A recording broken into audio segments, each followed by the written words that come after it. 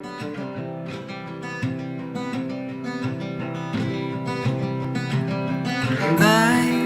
was walking by the shore, thinking about my day, and I see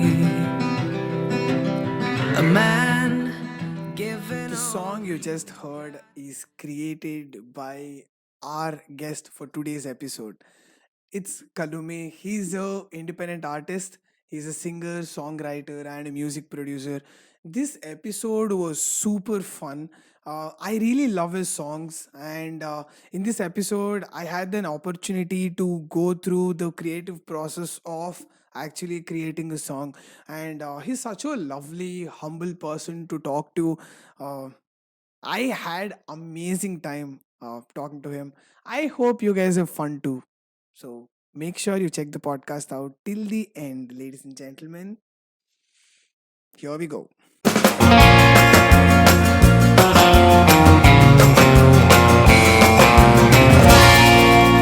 A Sankarshan Joshi trip. For the first time when I heard you, it was on 93.5 FM Radio Mirchi, and we were going to have dinner on my sister's birthday, and I just heard this song. I'm usually the kind of guy who pays attention to lyrics and like the music. So I felt like, you know what, like this music is really calm, and so I paid attention to your song, and so I loved it. It was amazing. Like it was one of the best piece of music that I've heard. Like if I'd heard some like the same song, and if someone said like a famous singer like produced that, I wouldn't have been surprised. Like that's how I felt. Oh, wow, that I really appreciate it. I was waiting for the host to tell your name so that I can like search you and I could invite you on the podcast. Like after Oh, listening to the wow. song, I had my phone out like when they were about to tell the artist name. Uh, so here we go, man. Finally, we are doing this, and I'm glad you decided to do this. Thank you so much Yeah, for being I'm here. glad I got to be a part of this too. Thank you for connecting with me. Yes, it's the pleasure's all mine. So, Kalume, you are a singer, songwriter slash producer. So, what's it like to be you, man? Like you write songs and then you sing, you make songs. So, like, what's the whole thing for you? Like, what is music for you? It's a fun life, and I love doing what I do. I love making music, and I think production part I started making it with you remember those small phones that we used to have? I had a Sony Ericsson which had a small Oh, music maker app on it. It was a yes. proprietary app, and it had like you could input notes and it would like build small melodies. So I started that could be my first step into production, and then I like fiddled around with a few production softwares back then. And during those times, I used to sing as well, small in school and in like college and all, but never took it seriously until I started listening to John Mayer. Oh, damn. Until then, I was a huge metalhead. Yeah, I was a metalhead. If you think about it, the kind of music that I write, and me imagine me being a metalhead, it's like worlds apart. It's the polar opposite. Yeah. So I used to like listen to a lot of alternative metal, and that's how I picked up guitar on the way.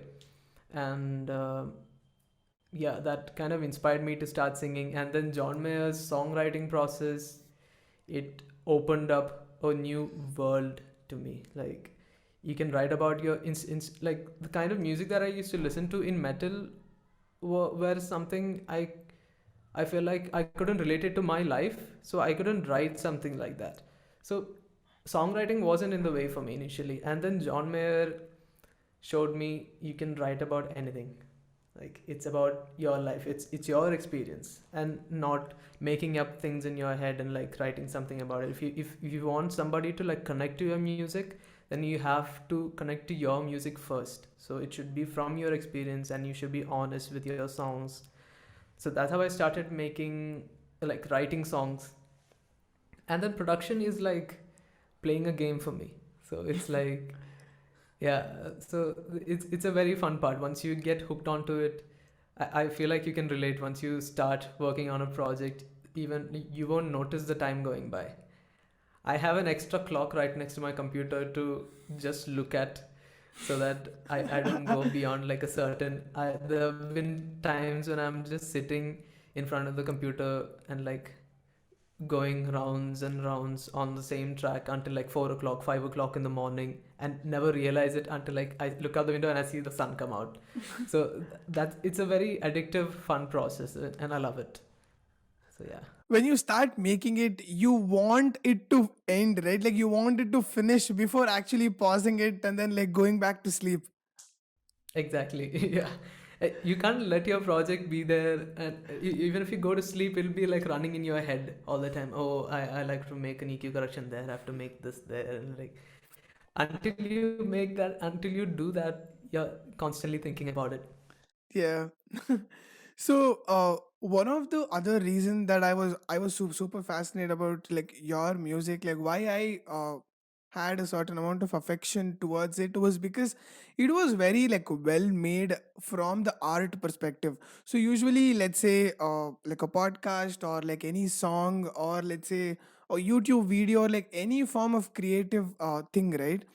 Uh, there are a lot of intricate things that make it as a whole. So let's say if we take music, there are different layers of beats, there are different layers of like music. So like one is in the background and then like one is beats and then there is song, right? And especially with song, there are so many layers to the tone, to the rhythm of like how you're singing. So usually songs have this very unique tone, right? And which keeps repeating, and so that makes it as a whole piece of art, right? And like I felt that like your song had that complete circle. Like usually when I listen to song, I feel like something's missing, like either the lyric is not on the beat or like something seems off. But with your music, it felt very like holistic. Okay. So the way I approach it is whenever I write a song, I make sure there is an element of repetition that can be recognized later on. So that helps somebody listening to your song connect to it. So if you take, I think most of it's like a formula that is like it's like a mainstream formula that is being used in a lot of pop music as well. If you listen to the top 100 songs, every song follows a formula, and they most of them have a repetitive, we call it chorus, and it'll be very recognizable, and it'll be short. For like ideally it should be short, but then this is an artistic medium, and you can like, this is just a formula that you can like take and then play around with. And I try to make sure something like that is there in my song as well, and something that people can connect with. Like I said earlier, like being honest in your songs will also help. So in the lyrics part as well, I try to bring in a bit of repetition and recognizable elements in it. So yeah, that is an element that can help. Yeah. And John Mayer, a lot of my music geek friends who like they're a fan of John Mayer, and very few people love John Mayer, and those people will be into music. They're very like few people, like people who appreciate music would like John Mayer stuff, and most of his stuff are live, right? Like a lot of my friends listen to his live performance. I don't know why. Yep. You can see him go crazy on the guitar, like live. When you're listening to the songs without the live video or anything in the back, is just another John Mayer song. But when you watch him play the guitar, that's like it's a whole different level of inspiration for you. Like every time I watch, if I'm alone in my studio and I'm listening to John Mayer live, it's guaranteed after the song I'll be picking up my guitar and working on something. It pushes you, his music just pushes you to just improve a lot. Yeah. And People know John Mayer for his pop songs and like the mainstream Your Body Is a Wonderland and all, and they listen to it and it's like, oh, cheesy stuff. But I would recommend everybody to listen to there's this album called John Mayer Trio. He had Okay. a trio band, and they put out an album with just the three of them, and that is an amazing piece of art. And it's a different phase of John Mayer that you can listen to and see there. Yeah. And the another singer slash like music producer that I personally appreciate is Charlie Puth. Like he, the way how he can like create or like the way how he produces his music, it's so streamlined. Like video like there are a bunch of stuff on YouTube where he just like creates song in an instant. So like he takes your uh like the viewers through like what it took to make that attention song. So like he tells like what was the thought process behind it, and Hmm. that is when I started appreciating the process of making song, partly like after like watching his stuff, because like there randomly he catches a tone and then he records it at a very like random, and then like after few days like something else flashes, and then he put it there. It's like Yeah, he doesn't need like a lot of tech to make that. Like he can make it using a simple phone recorder and then just his mobile phone. Like he can produce a song in that. And true. yeah. Sony Ericsson app. Yeah. So yeah, writing a song is not like you can sit at the studio, sit in front of your computer, and like in an instant, ideas come just running out, and then you just record them all in. But it's like a long-term process, like you said. Like there would be an idea which pops up in your mind like today, and then maybe next year or like few months down the line, I'll be listening to it again, and something else like lyrically something would come up. So recently, I released a song called Your Guide. I don't know if you've heard it. So that is a song that I wrote, I think 2 years back. So the lyrics were ready like 2 years back. Oh wow. And I didn't have a chorus section for it. So some idea came rushing in, and I recorded the chorus and the acoustic guitar and everything. That part of it, it was done. That the song has been like put to rest because I needed a female vocals for it. And so until I found somebody, I didn't have much idea around the song. And then Shika came into the picture, and she came up with a lot of wonderful melodies and like bridge section, lyric part of it. And then so yeah, it's like it's an ongoing process, the songwriting. You can't like sit overnight. You can write songs like that is a different vibe. This is a different vibe. So there are multiple ways of writing songs too, and it depends on people to people, and you can employ any kind of technique. There is no like written in stone, you should do just this formula, follow that, follow this, sit down, write like that. It's an art medium, so if you look at it that way, you're just free to explore. Yeah. And like you said, right? Like it makes sense. You can write and finish a song in a night. You can take like probably years, but there is always something in your head that you want this music to go there, right? Like probably it can reach to that like destination point in a night, or it can take like like you said, like you recorded the song like couple of months back, but you still waited because you felt that you know what, like something's missing. So you felt the product is not yet ready to be served. So it's like, what are the standards for you? Like what does it have to be so that like for you to feel that the product is like finished? I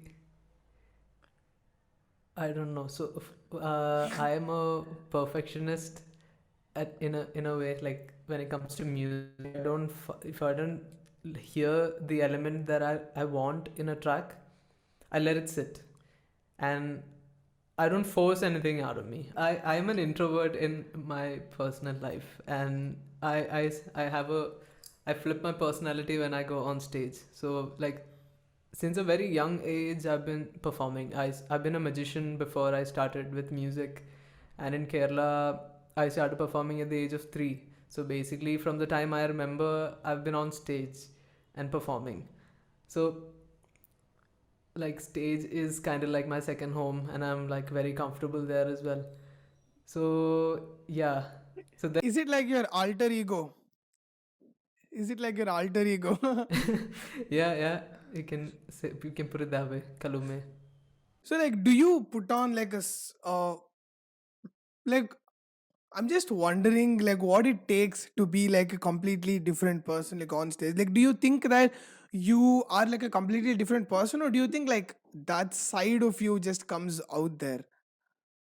That side of me comes out. Like Mm. we were talking about energy from the audience earlier, right? So when I get that, it's something I can like reciprocate back. But in like my normal life, it takes a lot of effort for me to like do that. Yeah. So my social battery also like drains after like meeting with my friends and all. But on stage it just recharges me, so like once a session or like the set goes through, I get more and more pumped. So it's like a very inverse uh, curve for me. So like, how often do you perform your own songs when you're performing out there? Own songs, I try to push a lot of my own songs into my sets as much as I can. But then the crowd, actually, the crowd that I've been playing for, they look for covers, and like they really want songs that they could connect with, right? So covers, like I have a lot of Ed Sheeran songs, a lot of Hmm. pop songs in my set, so that various people can from different uh, backgrounds, they can connect to it. Like not everybody would be listening to an indie artist. So if you give a Tame Impala song to somebody, I don't think everybody would like the same song. So I feel like it's better to have like a mix of both. Yeah. So I push in a few of my originals, because my originals are very slow and like what do you call it, not very upbeat.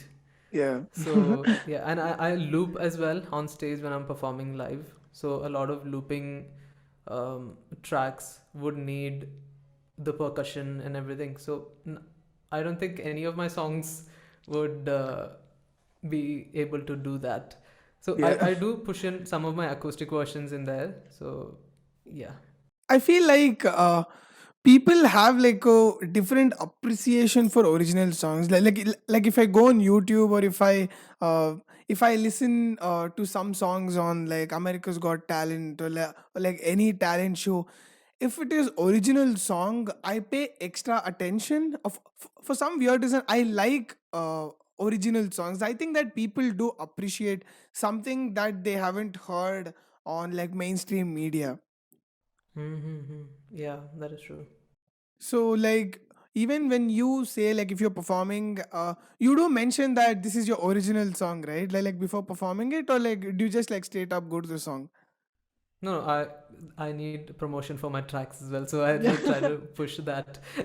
Yes, I mean like when you say that, right? Like I'm pretty sure that like audience would like pay an extra year. Like they will give you attention when you say that this is your original song. Like they want to That is true. be like a judge, or for some weird reason, like because like usually when there is a pop song, or when a song is there on like a mass media, it's usually people don't get to say, right, like if the song is good or not. Like that's why lot of people throw shit on like famous songs. Let's say like Justin Yeah. Bieber's which was that Yummy. Like a lot of my friends hated it. Like anytime they heard that song, they're like, you know what, like I've heard this song so many times, like I hate it now. So in Hmm. some, like they didn't get to be a judge in that scenario.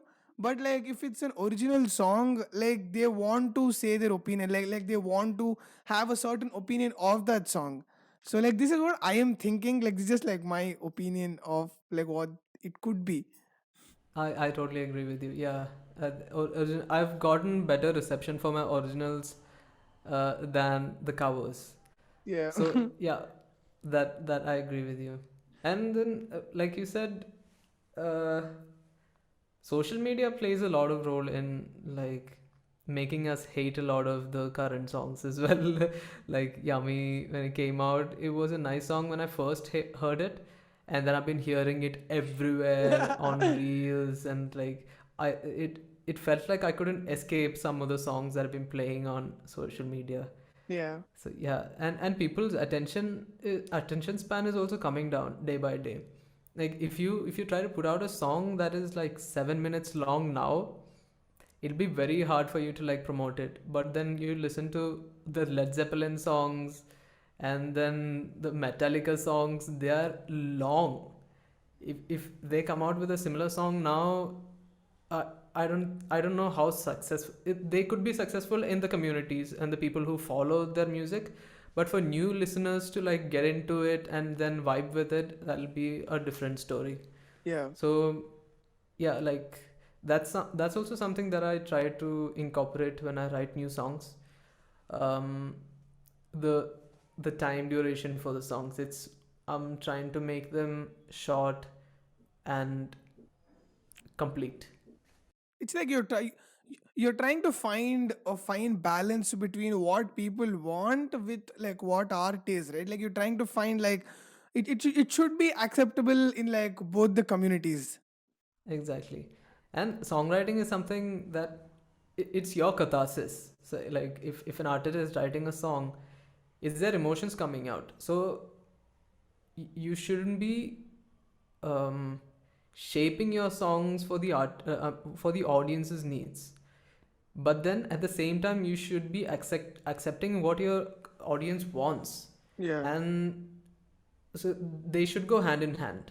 So you can't be headstrong and say, oh, this is my song, this is how long I want it, and I'm gonna just keep it like that, and you have to just listen to it. And I don't know, I personally don't agree with that idea. And I try to take in a lot of feedback from the people who support my music, and I get messages whenever I release a new song. I do get feedback on it, and I really appreciate people getting back with the feedback on my songs. So it helps me improve, it helps me adapt. Maybe like, oh, they liked the guitar solo in it, so I feel like maybe I can improve a little bit on that and incorporate some more guitar elements into the next song. So like it helps improve you, and it can improve the listening experience of your audience as well. Yeah, true, true, true. That's so true. And also, like, there are different elements now, right? Like, because usually, when it comes to songs, you are listening for the chorus, like, you're waiting. So, there is this build up, there is the meat of the song, and then there is outro, right? So, initially, when you're listening, you are waiting for the meat of the song, like you're waiting for that like chorus or like a certain thing to drop. But with the whole reels and TikTok, what has happened is they exactly take the meat of the song and they put it in the reels. So what happened is the other day I do like couple of like TikTok songs. They're very catchy, like um, it's like fast food and junk food. It's like, you know, you want it, like, you know, it sounds so good that like it stays in your head, like the beat stays in your head. So I was listening to like couple of TikTok songs, and the songs are good, like the songs are long, like there is a built up, there is the meat of the song, and then there is outro. But like, since they've already like put the meat of the song, I'm not really excited. Like, I'm just waiting when that particular music would come. So I'm just thinking like, I'm listening to this song for that particular part of the song. So like, when is it gonna come? So that was my thinking when I was listening to those songs. Yeah, and for artists, it can teach you a lot. Like when you listen to these real musics, like real music, the tracks, uh, all of these are very catchy for a reason, and they it's these are good for music studies. Like whenever you like listen to all these, it's very good to listen to the elements in it which makes them catchy, and how why do people get hooked onto these. Like, ask yourself questions. So yeah, that I agree with what you said. It's you'll be waiting for that, those elements, those bunch of elements. Yeah, yeah, but also I think there is a huge upside than downside if you ask me. Uh, with like with this whole TikTok and reels, right? You don't actually have to market a lot to get your song viral. So like there is this another medium to market your song. Like it's a completely new avenue which didn't exist like 5 years back. Like it didn't exist. So now I recognize some songs as like, you know what, that famous TikTok song, and now I know the singer because I heard it on reels like some infinite times. Mm-hmm. But on the flip side, I feel it takes away a lot of the emotion, and it's like it's commercializing a lot of the songs that are being released, and for artists to stay on top of the wave, they have to focus on releasing songs that could be catchy and that could be used on reels, and like that has become the mindset of the present, Okay. the songs that are coming out. So it's healthy as well as not healthy. Oh yeah, it's like I feel like the people who are using the songs on reel actually create an image for the song. So Yeah. uh, let's say the song is really good, but like there's this trend where they're doing something like sensual or like awkward. So now if the song is good, but like whatever they're doing on reel, if it's pathetic, my image of the song will also be pathetic. Yeah, that is true. So in that They'll sense, they'll change up your image of the song. yeah. So either they can make you or like they can break you, like that particular song. Like I have seen like so many like sensible and good reels. So I have the association of that song as something good. So I've seen like so many reels which are like absolute trash, and like my association of that song. So every time there are so many visuals that you associate with certain sounds, right? So if I'm listening to that song, like I am getting these trashy visuals. So yeah, you can actually pay influencers. Like that has been like, I don't know. Then they're not openly doing this. You can probably like go to, let's say, like a huge TikTok star. Like what do you even call them? TikToker, TikTok stars, or like what do you call them? Like TikTok influencers. Yeah, probably that sounds right. Yeah, like you can go to these Instagram influencers or like TikTok influencers. You can actually pay them to create a certain trend around your music. So I feel like this has been like a proper marketing avenue these days. True, Uh, true, true. I'm not a fan of that kind of a marketing, because I from the start, when I started the Kalume project, it's like it's been my mind to like make this 100% as organic as I can, and the songs that I put out are very personal to me, like not the collaboration projects, the individual, like the independent ones that I've released so far are very personal to me, and I don't want to push them out in a way that I'd be regretting later. So I'm thinking through word of mouth is the best marketing I feel is good for my music. So I push it to people, I push it to music writers, and after that I don't try to market it in this way. That's something I don't know. I feel like if you decide it like prior, I think that like you can use it if you know how to use it. So if you're just randomly trying, especially with reels, right? I see so many like singers. I listen to so many covers on reels. So it's like a very short commitment. Like you're not entirely, let's say YouTube video.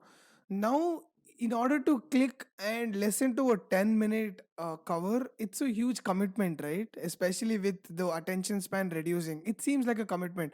So let's say you are watching reels and you listen to like someone sing for like 30-40 seconds to 1 minute, then probably now you know what to expect. So now you will go and click on that YouTube cover. So it's like you can use reels as a way to take people. Teaser. Yeah, you can probably navigate them to where you want them to go. Mm-hmm. True, true. If you use it that way, it's gonna work out for you. But yeah. Yeah, but that is something that I haven't tried before, so yeah, I should look into it a bit more. With you, right? Like when I went to Spotify, you have like close to 9,000 active monthly listeners, right? And I went to your social media, those numbers are not reflected on your social media. And I was super stoked because it's usually vice versa, right? Like people have a lot of following on like social media, but their content, it has very like less views or like less things. So but with you, it seems like people like don't really care like what you put on social media. They are coming for your music, and that is amazing, man. Thank you. I really appreciate that, and I try to give as much as I can back to that community as well. And that is something that I look for in all the songs that I make. I sit on songs for like a long time, and I keep listening to them back again and again, and like find out what is missing and what should be added. And like I consult with a few of my musician friends. Uh, so yeah, like the final product is never what I start with. And music grows in that process as well. Like if you're writing an acoustic song, I think if you're writing one song like overnight or in a month, then maybe what you start with is what you end with. But for me, if I'm adding a few more elements into it, that few more elements will end up being a lot of other elements, and then the whole thing will become a, a big project by the end of it. Yeah. So like yeah, Far Away was my debut track. That was an acoustic song when I started it, and in the end I collaborated with one of my old bandmates, Vishnu, and the whole thing became a different vibe for the whole song. So yeah. It's basically like I'm a designer, right? Like I studied I went to college to learn more about design. So What kind of designing do you do? uh, I, f- I I did my bachelor's in design, and it's interaction design, like basically designing interactive elements like mobile application screens, but it's much more broader than that. But like for common people to understand, that's how I explain it. So whenever I'm working on a project, we do have a brief, and then there is a lot of creative process involved, and then there is end product that I present, like basically a solution to a particular, like to that brief or problem. And it's much more easier if I already have like an end product in mind. But if I don't have an end product in mind, it purely justifies the brief because I don't have any bias. So it makes sense when you say that, like when you start writing a song, you don't actually think about the end product as much. And I think that's like the purest way to go about it. True, true. And at a point, you would know the there isn't much you can add to it. But then in that that would be hypocritical of me to say that there isn't much you can add to a song later on. But you have to stop yourself somewhere to release a track. Yeah. Otherwise, you'll I can keep working on a song for years and years and add more elements now and then when it comes in. But then you you should try to control yourself and say, yeah, this is the final, this I'm releasing, and Yeah. that should be it. And you should like shut your laptop and like send off the song for mixing or mastering. It's like it's a fine dance, right? Like it's so tricky, like because uh especially with creative things, there is always like something you can do, like there's no definite thing, like it's not like a math problem, right? Like where you get this solution and this is it. And with creative things, especially with like with the design projects, we do have deadline, right? So it's like, you know what, like I have to submit this because there is a deadline. With music, there like probably you'll have to create your own deadlines, but there is still like a fine like dance. Like you need to know that, you know what, my song is good, and now I'm being like a lot like this is the perfectionist in me who's being like extremely analytical and critical of my own song. So you need to be very self-aware of that, right? True, true. I try to control that. I try to put deadlines here and there, but then obviously I do go over my deadline, and but yeah, I have to put in like 3 4 deadlines before I finish my song. But yeah, this is the case only in like independent stuff, independent projects. And if I'm working on a collaborative project with somebody else, then that needs to be given, and you should respect their time as well. And uh, like when that comes in, when there are multiple artists involved, the whole process also becomes easier, and it'll be easy to find inspiration from here and there.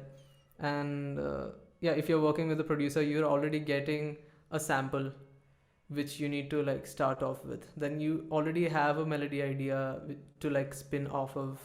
You can use that as a pivot point and start writing. So yeah, that also depends, like the deadline part of it.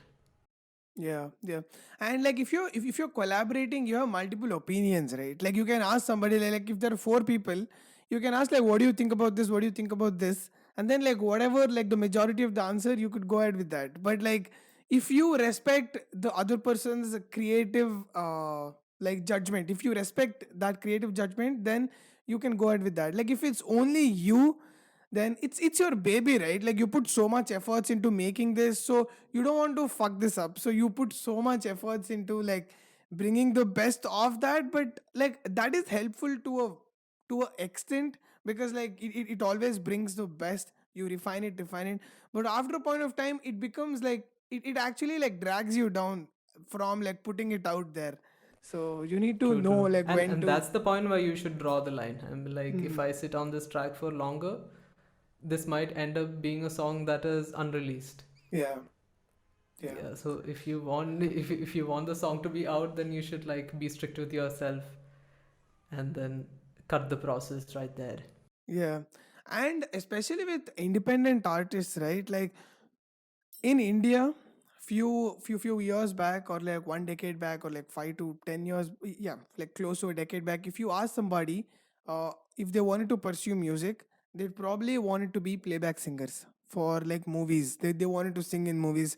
But like in the West, the scene has changed, but in India, it's slowly changing. So like there are so many good singers who are still aiming to be playback singers. There is nothing wrong with that, but like now with the avenue of social media, with like YouTube, with Spotify, with so many other things, with platforms which made like putting your content out there, it has made so much more easier for like independent artists, right? So now if someone has to be successful at like singing, probably they have to build like an independent name for themselves, like the Darshan Raval or like Arjun. There is Arjun Kanungo. Like there are a lot of people who who created a name for themselves, and then they went to music industry or like movies, like movie industry, where they like sung songs uh, for like movie song or something. So now the scene is changing, right? True. So like Because I people. remember when I was like starting to learn a lot of the production side of it, to release a song it was very hard, and you had to pay a lot to the releasing the distributors, and then get finding a deal was close to impossible from where I was. And now if you look at it, you can release songs for free, and on YouTube it's unlimited. You can just put out your song, and if it's an original song, you have a lot more open avenues in a lot of distributors coming up. There are apps you can like put out your own originals through. So there's a lot of freedom when it comes to artistic expression now, compared to maybe even like a few years back. So every other day new services are coming up which you can like look into. So I try to stay updated on all these. And like that was the other reason why I was like like super fascinated to have you on the podcast and talk to you, because like I like when people listen to you, right, they should probably be able to feel that, you know what, like even I can do it. Like a lot of my friends are really good singers, but like they haven't started it, they've not been consistent with it. I really admire someone who is like putting their neck out there and doing something with what they have, with the talent they have, or with the resources they have. They're doing something for themselves. And like I have mad respect for you and like people like that. Like when I talk to people like you, it usually creates a hope for all the listeners. Like I've had like a lot of people on the podcast, but like it creates a sort of hope, like like if Kalume has done it, probably like I can also do it. Uh It's all about taking the first step. Even like if you wait until you're like until you meet your expectations, and that curve is different. I hope you've seen that there was a the graph which shows your growth and your actual potential, something like that. I can't actually recall that right now. So your expectation of your skills are always going to be higher than the skills that you have currently. So it's always better to take the first step with the present set of skills that you have and then grow on the way.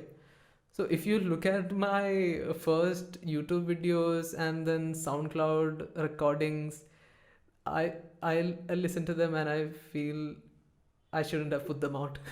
But I sometimes I really appreciate the fact that I actually put them out for the world to see.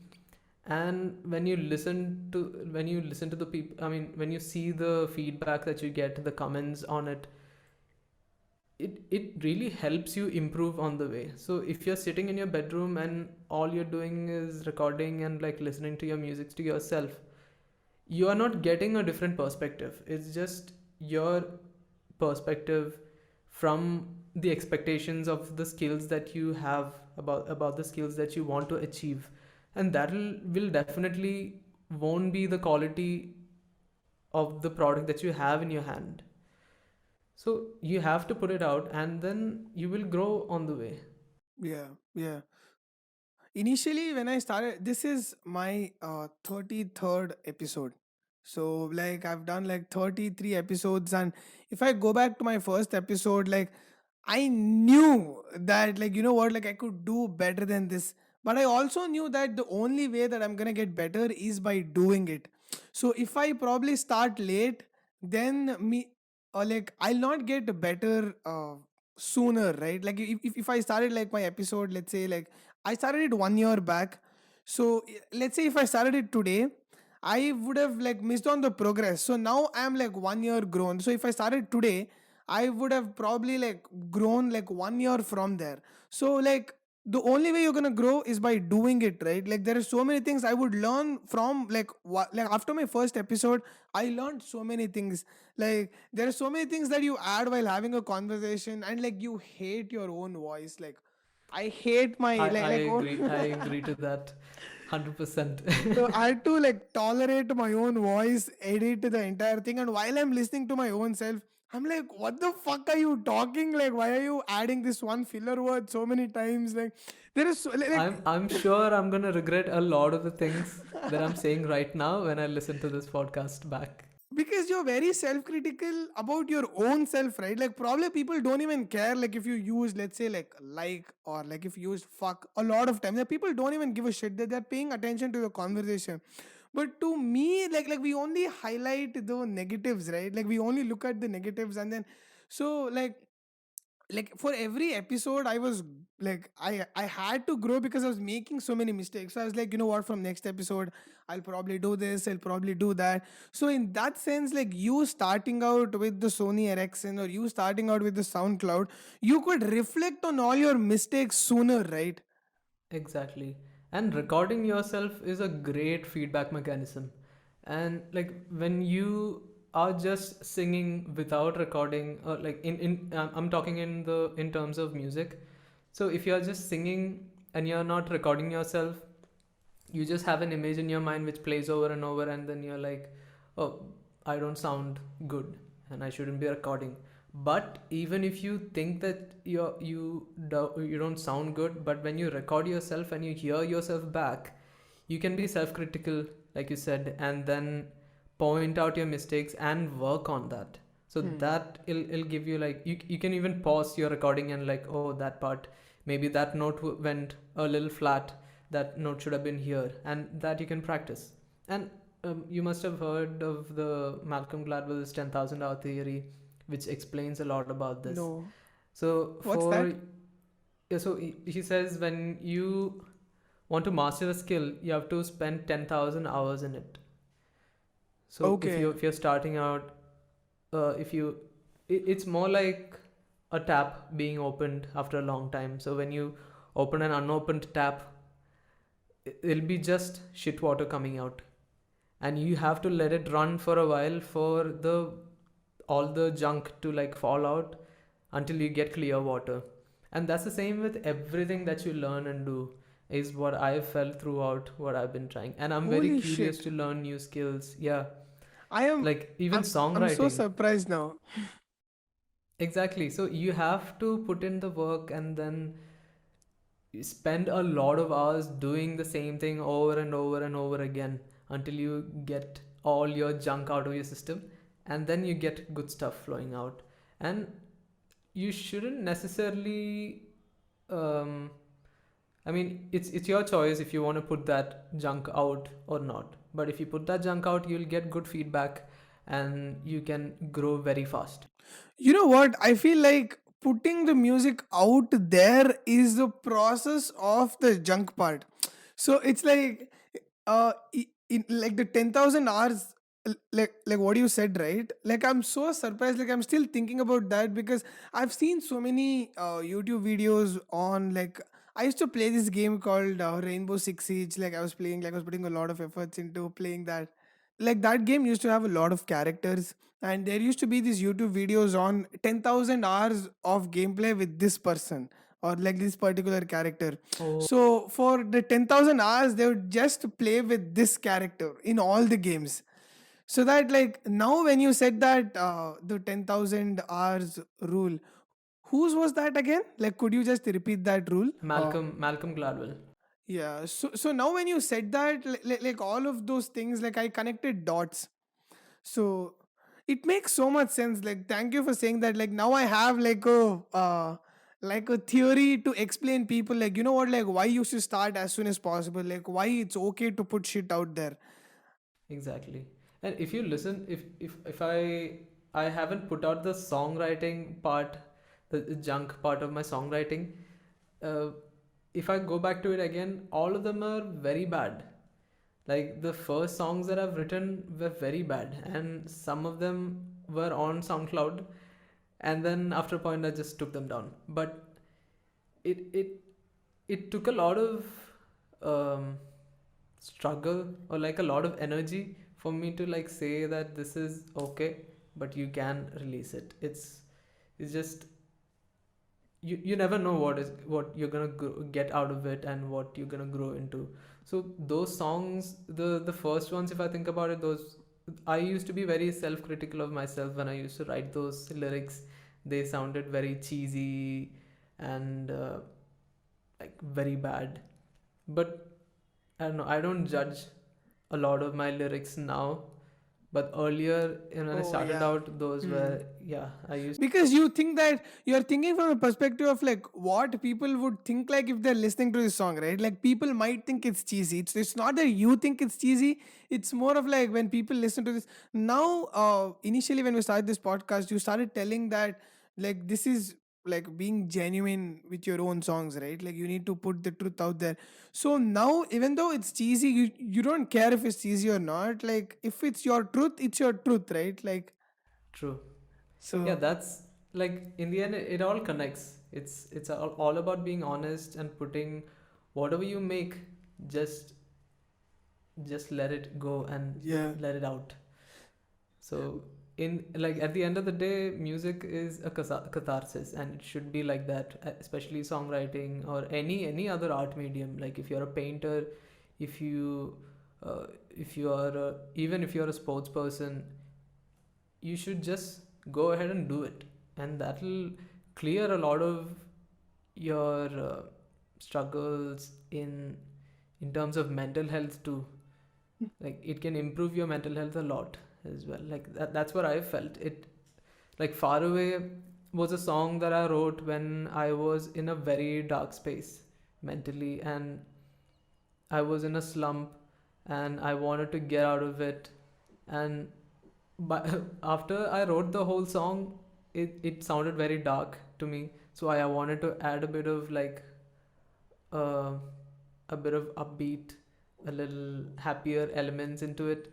So initial demo of that song was very dark, And then I added I like started producing a lot more happier elements around it, and I brought in my friend who was playing the violin solo in it, and then the end product became very um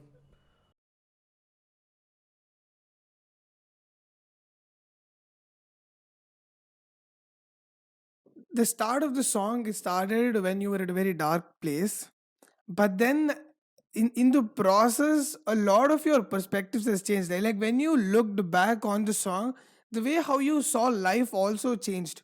So you probably reflected that on the song. So even though like you wanted to alter the like the darkness of the song and make it like much more happier, it is still your truth, because you don't see life like that anymore. Like you've been like your one foot is at the light and one foot is at the darkness. So it's like the entire process has been reflected, that only you will know, right? Like you know the start of the song was this, and like you know like you this is what you added your elements. It's like a series. So like episode, and then like in second season there is probably like a twist again, you come back to first season. So it's like when you watch the whole thing it makes the series, right? Like similar with the song, like you watch like this entire song has been like a milestone of like a part of your life, hmm. and it's gonna be there forever, man. Like you can look back at it. It's like a piece of art which says like a story. So like when you look back, there is so many things that you can reflect on. True, true. And yeah, when I look back at my songs, I do, even not just my songs, even when I'm listening to other songs from other artists, that phase of life comes back. Like you Yeah. said earlier, that memory associated with will come back. And then when you compare that time with the present time, you are in a better place, and you can't change the time, right? You can't go back to the past and experience it again. But then through music, you can. The Yeah. memories will come back. Yeah. And also it happens with the ringtones, right? Like let's say you use the ringtone for a long period of time in your life, let's say Yeah. 1 year or 2 years, and then you change the ringtone. After a couple of months or years, you again listen to the ringtone, like in a split second, like all of those memories just hits, right? Like it's just like fuck, Yeah. like what happened? You just like go back and try time and come back. Like it's the True, same true, true. association. uh, so like earlier before we had this like lag, we were talking about like the process of the music, like your process of creating a music, right? So so what's it like could you take us through like what is your personal process of like how do you write your songs? So I try to employ a lot of uh, processes in my way of writing music. So I don't stick to one technique or anything. And whenever it comes to me, I try to implement that. So one thing that is important to me is take notes of the melodies. Whenever I have it, I just quickly take a voice note or like type it down or write it down somewhere so I can refer to it later on when I have use for it. So whenever I'm sitting and I'm working on something, like if I'm getting like a small melody in my head, I'll be like I'll just hum it out, record it, and I keep it. And later on, if I'm looking for ideas, I can just use that for reference. And that is one. And then I keep finding inspiration in songs. Uh, Whenever there is something that is only that only requires my muscle memory, I am listening to music, different artists, different genre. I go exploring multiple genres, um, like all the way from metal to like indie music.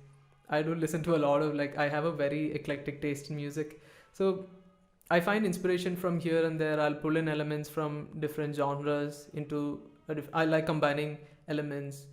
So I'm constantly on a lookout for elements like that. And then if I'm starting a song, um, then if it's a collaboration project, the whole process becomes easier. Like, because there are multiple artists involved in it, and then it's easy to find inspiration because there will already be samples provided to you, or like ideas provided to you, or you'll be starting off with a small idea, and when it comes back it'll be a whole different product altogether. and then it'll be easy for you to like spin off from it. So that is a different process. So you need to find what your process is, I think, and I found my process to be a mix of everything. So yeah, acoustic songs, if I'm sitting and like playing with my guitar, like finding new chords, I love discovering new chords, and I'm not very theoretically trained, so I go by ear. Everything I play, like I change the finger positioning for one of the chords, and I'll be like, ah, that's a new chord, I can work with that. Life, the chords for life were found like that.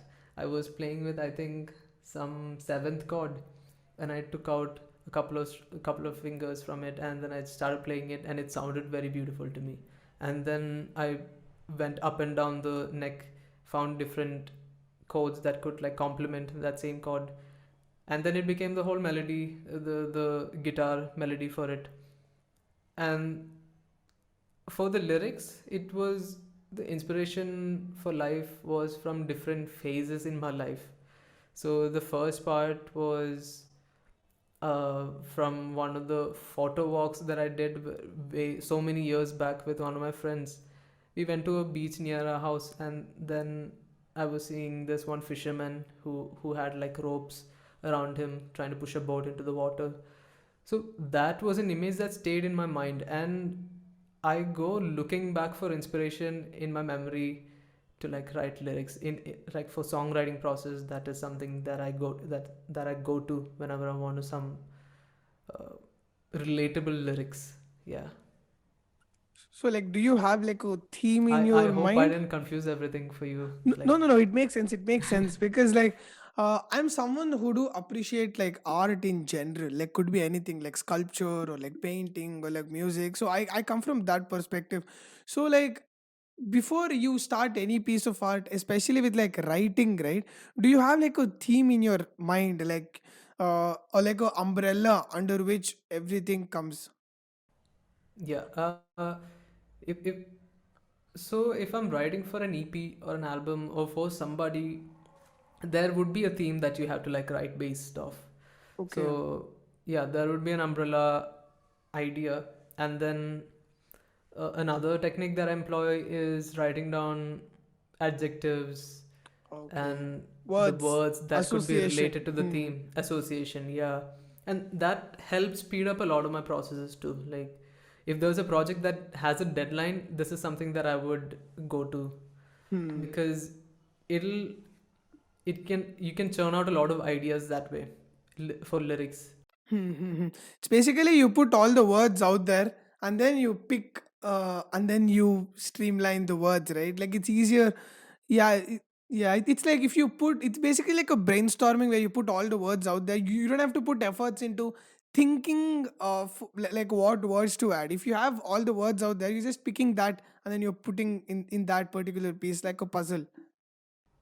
Yeah, true, true. And then sometimes when you listen to the chords, you'll have some imagery coming into your mind as well, and Okay. that could build out The feel of the some song. the feel of the song when you listen to that, and that could bring out some imagery in your mind, and you can write based on that. For this one track called Smile, it was the guitar riff that inspired me to write, to come up with the theme for the song, and then the lyrics for the song and everything. So I didn't start with the lyrics for Smile. It was a very short romantic song. So it was just a guitar riff that I played over and over, and then I got an imagery in my mind, and then I started writing lyrics based on that. So I feel like I don't stick to one single Hmm. process, but I employ, and I It's basically inspiration, right? Like whatever inspires you to, let's say, a music can inspire, let's say, like words and lyrics. Sometimes, like words could inspire, like the music and the tone and the rhythm of the song. So it's like multi-dimensional process. exactly. And you can, another way is to listen to other artists as well. If there's a song that you really like, and you want to write a song in the style of that song, when you listen to that song, you'll have an imagery in your mind. You'll develop an imagery in your mind, and you can start writing based on that as well. Yeah. There are a lot of ways to write music, and that's what like only when you start you'll learn all these and you'll like understand and like recognize all these. So yeah. It's basically personal process, right? Like, let's say I bring back to my podcast because this is something that I put efforts into, like editing, like I have a process. So like I am it's taking notes from you. so it's basically whatever you say, right? Like I'm able to relate to that because I'm converting that into, like, let's say like podcast, let's say me talking or like me editing the audio, like I'm trying to relate on that grounds. uh it's like I cannot generic I cannot get a generic view of how other people are doing podcasts, or like generic view on how usually people record podcasts, because people have their own process, people have their own like products, they have their own resources. So and me, I'm doing this on the Zoom, right? So I have to figure out my own process of how I do, because that's not how everybody does. So I have my own products, I have my own like how I record, let's say camera or like my external device. A lot of people have their own process. So I could figure out my process because I started doing it. So that's what you're saying, right? Like even with writing music or producing music, each person will have their own sense of how they go about things. In order to get familiar with the environment, they should start and like figure things out by myself or by And you themselves. can't straight up copy paste somebody else's workflow or their process because their life experience is different from yours. Your maybe like you said, the operating system that you use, the for me the music production software that I use, everything plays a role in the process that you set up for yourself. So the only way to figure that out is to start doing it, be in the process, and yeah, take notes on the way if you like from other artists and Yeah. collaborators and creators. Yeah. For me, it's easy because I don't have to think about what I'm gonna talk. But like, so I can only relate to the part once you have like content. Like from there, I can relate. But the process of creating lyrics or like writing song, that is, I would go crazy if I had to do that. Like I cannot. Because like it's so hard, man. Like not everybody can do that. Like that's what I was gonna get at. Like writing songs, right? A lot of like good singers cannot write songs, and a lot of good writers cannot sing like good singers. So it's like those are two different like entities, those are two different like different segments in the like in one piece of art. Like so it's there are only few people who can sing really well and can also write songs, right? Hmm. Um, I don't totally agree with it, but I am a firm believer that if you uh, give put an effort into a skill, most of the skills are learnable skills. Like maybe not to the level that you expect. Maybe like your expectation is here, but you can maybe achieve the skill still here. But even if you put in that, like it just needs time and dedication. um, Once you do that you can develop a lot of skills, because I never thought I could write one song, and now I have a lot of written material which is just sitting there and I haven't worked on. So when I started out I couldn't even finish one verse, and that was a very difficult struggle for me, and I had to like keep looking out, watching a lot of YouTube videos, tutorials. And now these days it's there are a lot of tutorials available online if you want to like learn anything, right? If you go on any, even on social media it's available now, like small clips of people doing this, doing that, how to do that, how to do this, it's all there. Like if you want to pick up a skill, all you have to do is just type down how to do this and you'll get like millions of results on how to do that. So it comes down to your personal interest. I Yeah, think if you're yeah, really yeah. interested in learning something you will definitely go out and do it. Hmm. Yeah, that's true. That's true. I think that like after hearing to whatever you said, I think like my opinion has slightly changed. I think that like either let's say like two separate skills like writing song and singing. Like a good singer might have both, but like on a scale probably they might be like 7 at singing and like 2 or 3 at writing. And like people who have been like writing, their level of writing could be like 7 and singing could be 3. So when they put in a lot of time, when they associate themselves with people with this similar skill set, probably like the level of the skill that is low, probably that comes up, right? Like they start, right? Some people are naturally good Yeah. at singing, so they'll have to develop their writing skills. Hmm. Some people are naturally really good with words and writing essays, maybe even stories, novels. For them, it'll be like comparatively easier to start writing music compared to somebody who hasn't had much experience in writing. So yeah, it's like working on yourself and like finding where your weakness is and working on your weakness and putting in the effort and work for a long time, like maybe 10,000 hours. Consistency, right? Like in order to get better at something, you got to keep doing that. And also, like I have one more point to tell like everybody whoever's listening. It's like you need to start because information is so overwhelming.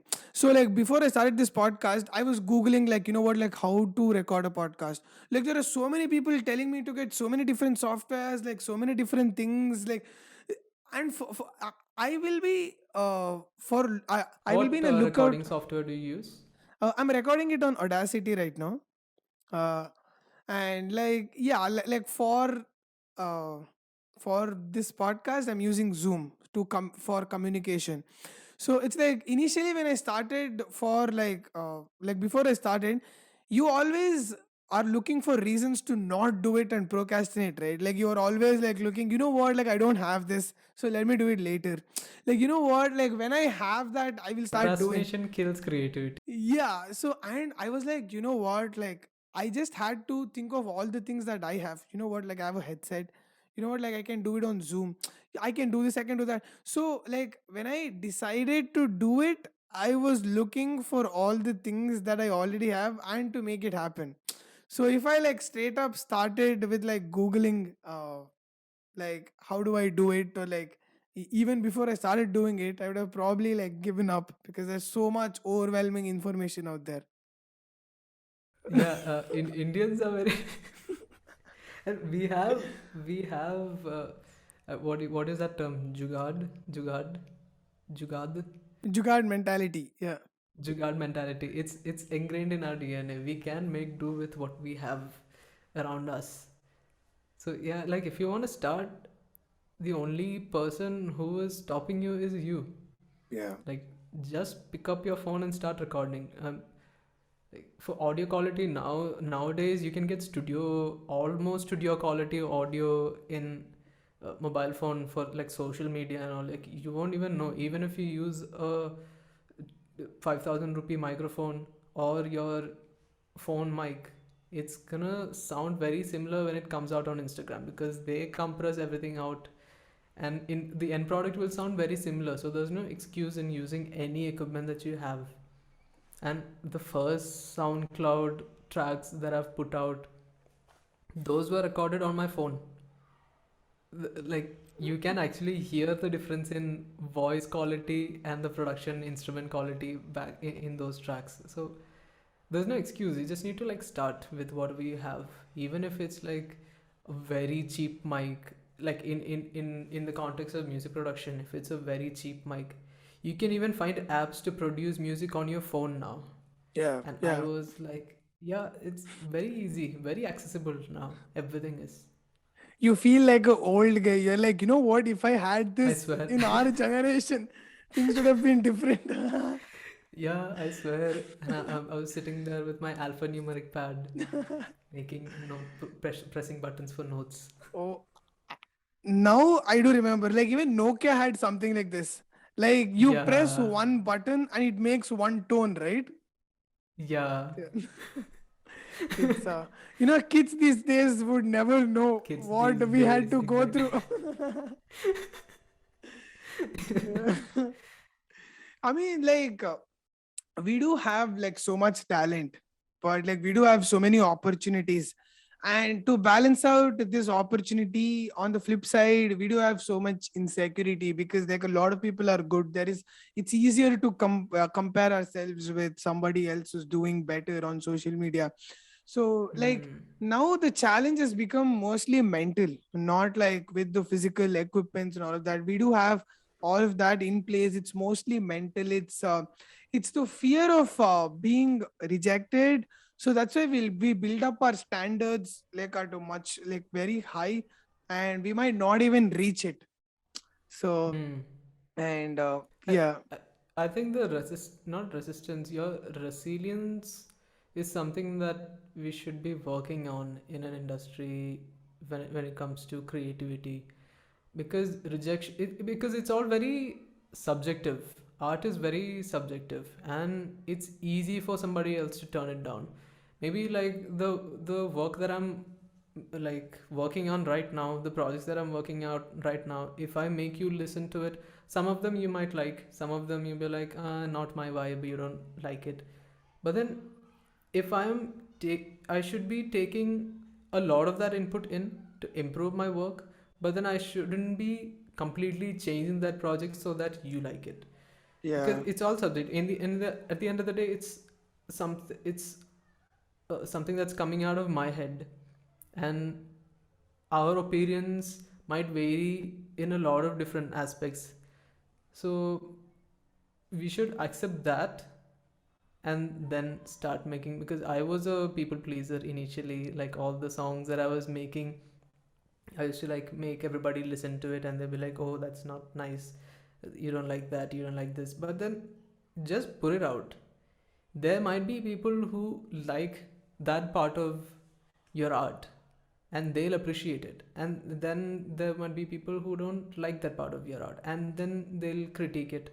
Yeah. Your best way is to take that critique and accept that critique, and you shouldn't be like retaliating right back and like reflecting it back. Oh, then you can just not listen to my music, and like I'm not making you listen to anything anymore. But accept whatever feedback that they're giving, take it and incorporate into your maybe next project. Yeah. So yeah, you have to like balance everything. It's basically you need to let the space be your audience, right? Like your audience should find you. So like if whoever you're showing your art to, they might not be your audience, because it might be people who you know, who might be like some 20 people around you. But like your audience is much more broader, right? Like you on a global scale, you need to let like your art find its audience, than making your audience fit with like what you have, or your art fit with what you think is your audience. True, I agree. Yeah. uh, it was lovely talking to you, man. Like honestly, Wonderful, yeah, same here. it like there is so much in making music, and like after talking to you I feel like I've been like slightly familiar with that space. So you told like all the things like so like beautiful. But It's like it's still, there's a lot of things for me to learn as well. I'm just saying what I learned from the experience that I've had so far, and I have a lot of stuff to learn, and I'm not even touching maybe the smallest bit of it. So like it's a constant learning process. It I think I've mentioned on the call when I was speaking to you, like my inspiration is everybody. I yeah. find workflows from multiple people, like I'm constantly information hungry. Like I go looking for new information that I can like adapt to my workflow and like my process.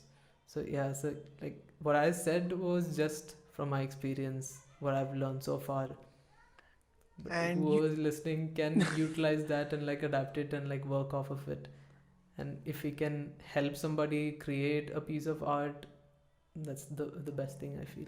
yes, I'm gonna like put all links to your work in the description, so Oh, I want nice. people to go check you out. I really love your stuff, and your Thank you. journey is just beginning, and I do know you're already doing a lot of amazing work, and I would love to have you back again sometime. Oh, amazing. Yeah. Like probably like next year at the same time we could do this again and probably evaluate on like, you know what, like when you started, where you were, and like now what you're doing. So I hope Yeah. I'll have you back again. I Yes, hope you definitely. would I'll be want to happy do to it. come back again. Yes, thank you so Yeah, much, man. yeah. It was I love speaking to you. That was nice. I didn't even see the time pass. I was like, initially I was very nervous about, oh, I don't know if I'll last even 15 minutes. But look at the time.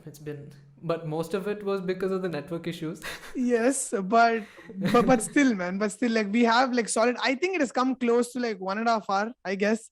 Oh, But what? yes, I'm Really? not kidding. Oh, Yeah. this is my new benchmark for talking to somebody. This Yes. So now you can tell. You know what? You can talk for 1.5 hours straight. one You and a can half tell hours, that to yes. people. Yeah. Yeah. Yes, man. Oh, Thank you nice. so much. Have a good day. Thank you so much for having me, and it was wonderful.